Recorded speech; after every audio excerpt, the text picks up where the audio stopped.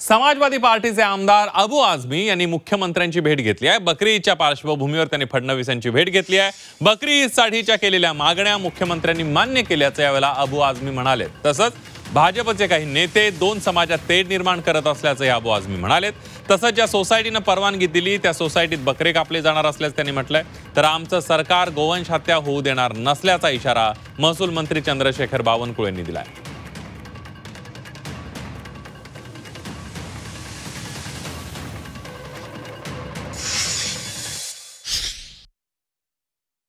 फुकट के एडवाइस दिए जाते हैं कि ड्राई होली मनाओ, एनवायरनमेंट फ्रेंडली होली मनाओ, जब भी हमारा दिवाली आते हैं तभी पटाखे मत बजाओ, उसके वजह से एनवायरनमेंट को हानि होती है।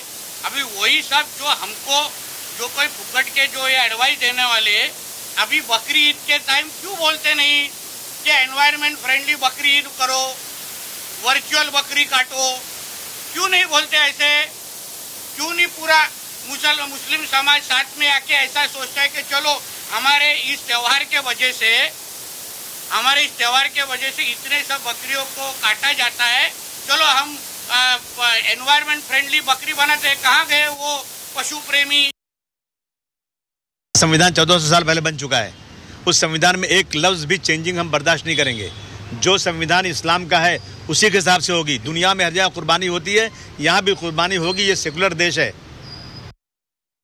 अबू आझमींनी असं बोलू नये आणि समाजामध्ये तेढ निर्माण करू नये, कारण महाराष्ट्रामध्ये गोहत्या बंदी कायदा लागू आहे। गोहत्या बंदी कायदा लागू असताना बकरी ईदला गोवंश कत्तल करणे किंवा गोवंशाचे जे त्या ठिकाणी हत्या करणे हे काही योग्य नाही। आणि त्यामुळं माननीय मुख्यमंत्र्यांची काय बोलले हे मला माहिती नाही, पण गोवंश हत्येबंदी कायदा महाराष्ट्रात लागू असल्यामुळं आमचं सरकार गोवंश हत्या होऊ देणार नाही।